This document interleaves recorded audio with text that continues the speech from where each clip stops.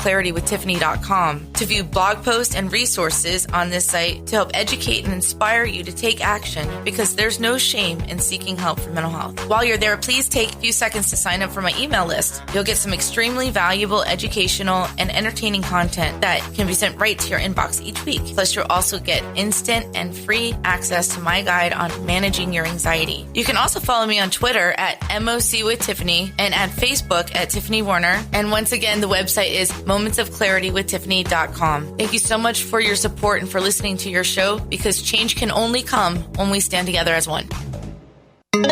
This is the Tan Talk Radio Network. We are back to Moments of Clarity with Tiffany Warner.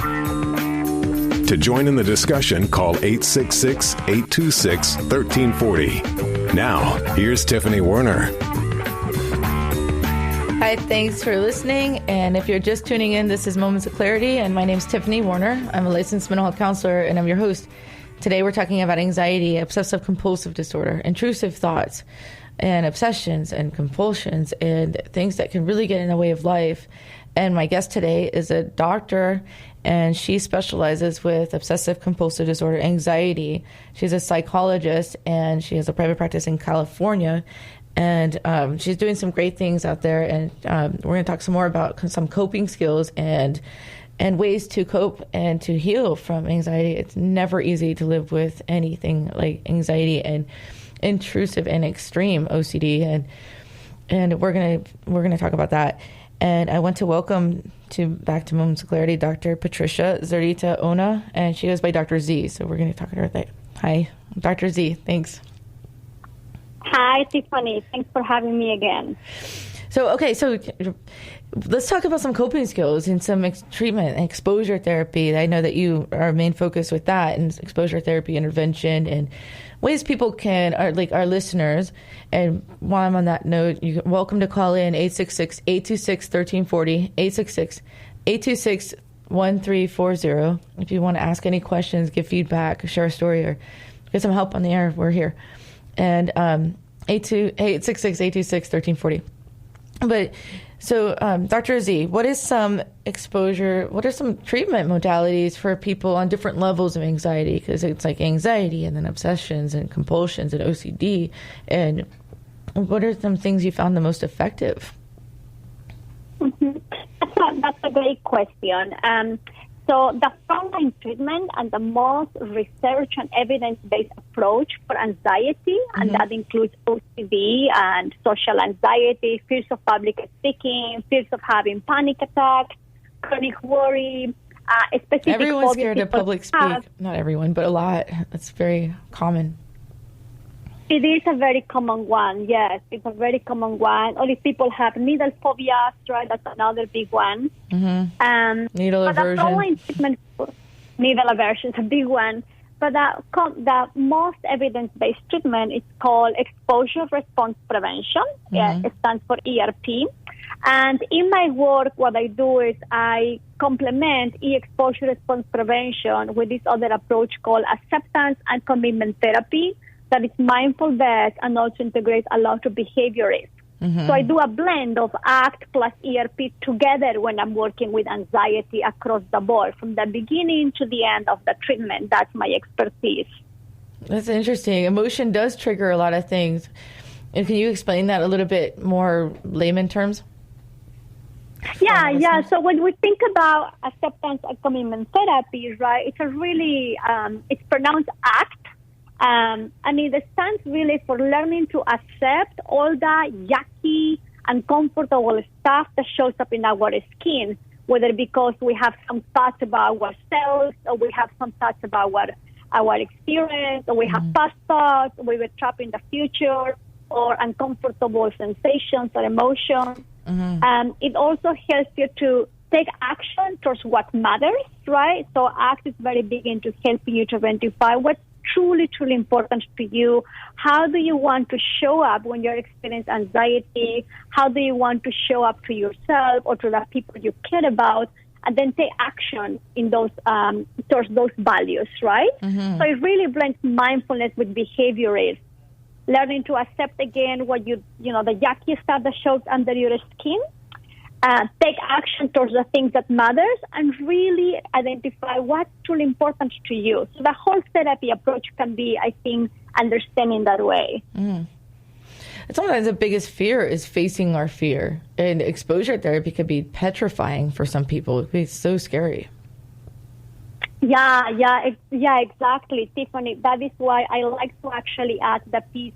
I like to definitely practice my ACT approach, because one of the things that happens with ACT, when a client comes to my office, the first thing we're going to do is really understand what's truly important for this person, whether they are a teenager or an adult person. We really try to understand the values. And then we develop an exposure menu to really anchor every exposure practice based on the values. Wow. So you don't do these random things, right? Like if my fear is about public speaking, the question is, if I show up to Tiffany's show today, in which way that's going to be in alignment with my values? In which way that's going to help me to be a better person? In which way that's going to help me to be the person I want to be? Yeah. So every exposure is anchoring what's important to me, right? I've helped so many people with their public speaking because of this radio show, to be honest. It's a comforting way to get that stepping stone, to get that exposure. Hold on, Dr. Z, we're going to take a caller. We have caller Patrick. Hi, Patrick. Thanks for calling in. Hey, bud. Yeah, I felt like calling in because you guys are talking about anxiety and OCD, and I wasn't diagnosed anxiety or OCD until I'm 34, until like the last 5 years, because none of it presents typically. It's all, I don't get, the heart palpitations or the rapid heartbeat, or I get avoidance, irritability, and, I have compulsions where I don't have the neat and tidy OCD. I have the, I better call this person and make sure they're okay OCD.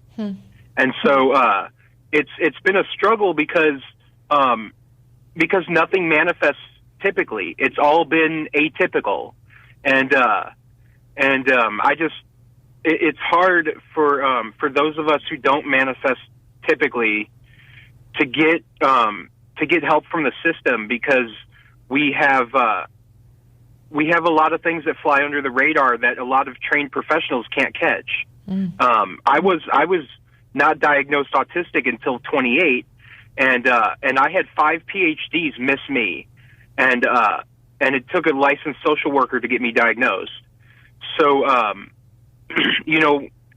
when we have atypical presentations of things, it can be really hard to get the treatment that we need to get our lives in order. And I just wanted to know what you thought about that.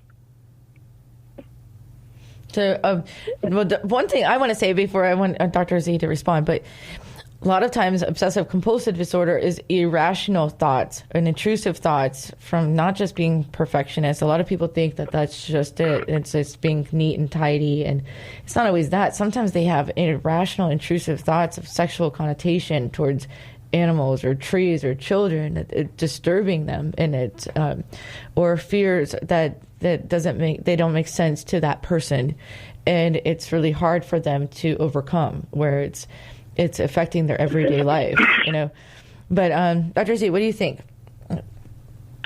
Thank you so much, Patrick, for your question. I think you're right on target about something important. So I think one of the major problems that you're right, we don't have enough trained professionals diagnosing OCD. And sadly, there is this huge misconception that OCD is exclusively related to fears of contamination or organizing, arranging things, when in fact, the brain can latch into all types of things, right? And then the way that, so I think you're right that we don't have enough trained professionals for that. I hope that changes with time. And one of the things I encountered clinically quite often, Patrick, are situations like the one you just described. Very sadly, people go to all types of therapies that are not evidence-based, and people are not doing a full assessment, or they think that it's just anxiety.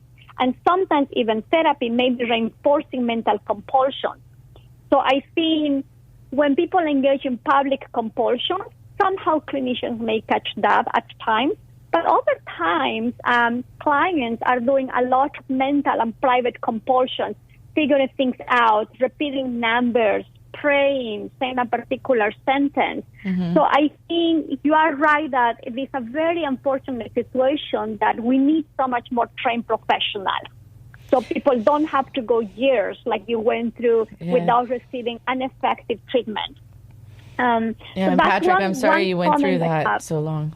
So too long. The other aspect I would like to share here with you and with the audience is that when we think about coping skills, right, sometimes we have been socialized as having anxiety is a problem that has to be solved. I need to do something right now. You're here because I don't want to feel this yucky stuff. I don't want to have that annoying obsession. I don't want to have that wrong feeling kicking in, right? The challenge is that the more that we try to fix or suppress or get rid of, it just makes things worse, right? So one of the key main invitations for you, Patrick, and for any person listening to the talk show right now is to think about more, what do you need to do to make room, to accept, to tell yourself, I'm noticing my anxiety showing up. I'm noticing my heart is beating fast. I'm noticing I'm having this tingling sensation. And instead of trying to fix that, just let it be.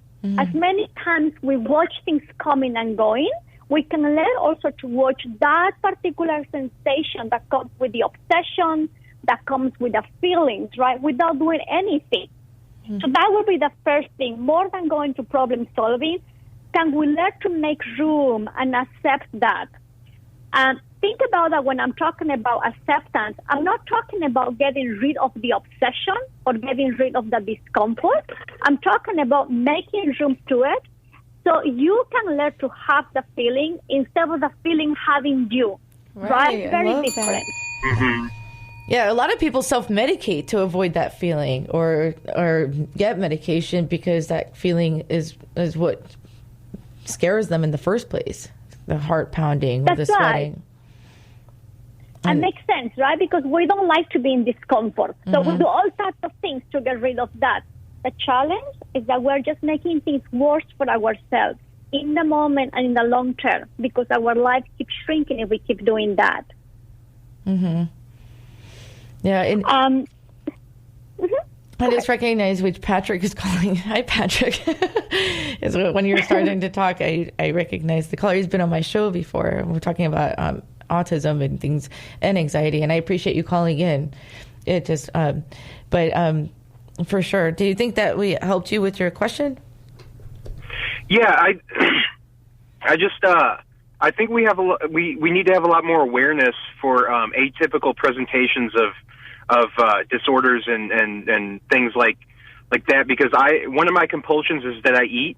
I've ate food since I was a kid. I told you the story about how I had to lose 100 pounds for my health, and eating has always cured my anxiety and has always cured my depression. And it got to the point where I just ate because it felt good, and if I didn't eat, I wouldn't feel good, and I didn't like those feelings. So, but eating is a big compulsion for a lot of people. So that's I mean, you guys are great. So, thank you so much for calling in and for sharing. And it's really sparking good questions. And have a good day. Thank you. We have all right, bud. See ya. Bye. We have another caller, Grant. And hi, Grant. Thanks for calling in. Welcome to Moments of Clarity. Hi. Yes, Doctor. Dr. Z. Thank you for Dr. Z. I really appreciate the discussion today, and I appreciate this show. Thank you. I was diagnosed with PTSD probably 15 years ago or something like that. But anyway, I was treated at the VA, and they also use the evidence-based treatment to treat the symptoms of PTSD. And for me, part of that was, ACT. We used acceptance commitment therapy. for anger specifically, and there was a great book on it. And my first part of the question